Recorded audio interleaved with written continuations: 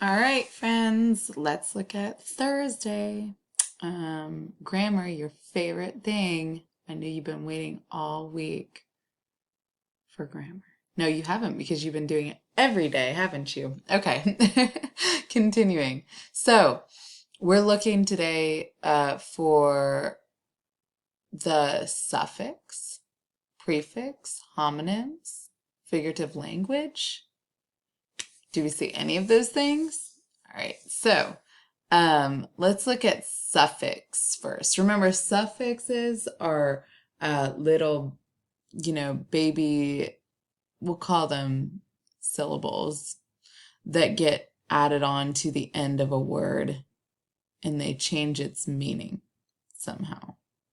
They usually change its part of speech or its tense. So he made each turtle stand on another one's back and he piled them all up in a 9 turtle stack. So I remember when we were doing this in class, a lot of you were confused because like you would take, for example, turtle and you'd be like, or no, let's use another. You'd be like, but it has an ER on the end. That's a suffix. So the other thing you have to look at is, does the word make sense? Is it a word? Does it have a root word, right? So if we say that is the suffix, and can be a suffix, but if we say that is the suffix on another, we're saying another is the root word. Another, not a word. Okay, so let's go back, let's revise. Let's look at the sentence and see if we can find a suffix that has a root word. Okay, what I'm seeing is piled. Okay, that ed. Now, granted, if we highlight the ed and we just say the part that's not highlighted, pill, still a word, but not really what this word means. But if we say pile, and then piled, we know that the ed is changing the tense of pile. Okay, so ed is acting like a suffix in that word. So our suffix, the only one that I see in this sentence, is piled. So let's write it in. Sorry, I haven't had my coffee yet today. All right, piled. Okay, how about prefixes? Prefixes. I'm gonna look and you look. A prefix, hopefully you remember, is like the little first part of a word that's added on to change its meaning. For example, prefix has a prefix, pre, okay? That means before the root word.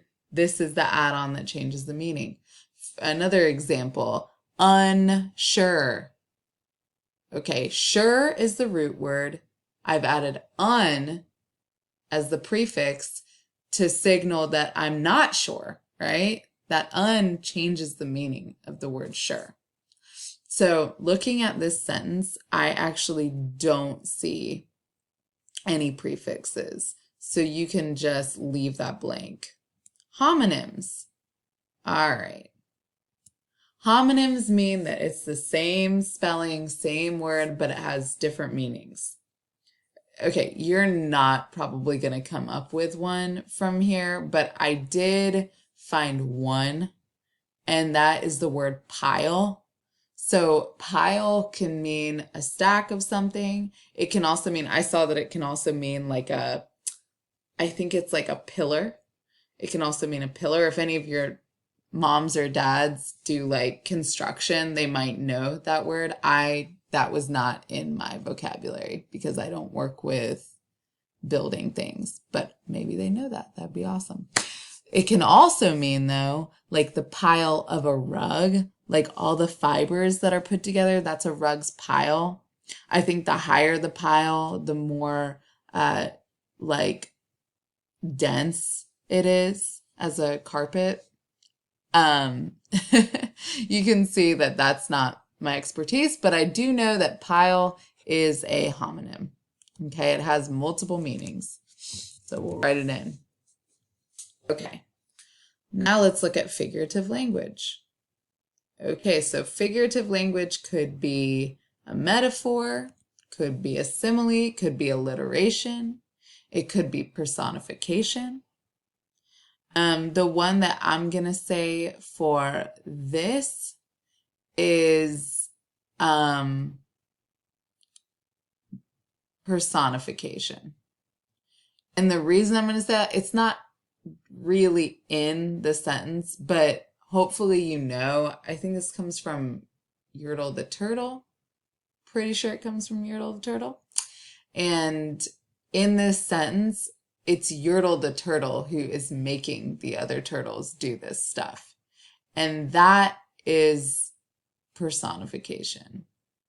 Because turtles cannot actually speak or, give commands to other turtles.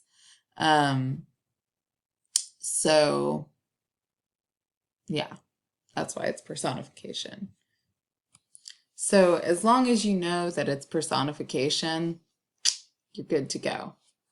Okay? Personification is one of those things. I think it's tricky for kids sometimes, but just remember, anytime that, like, a writer says that it's something that's not human or something that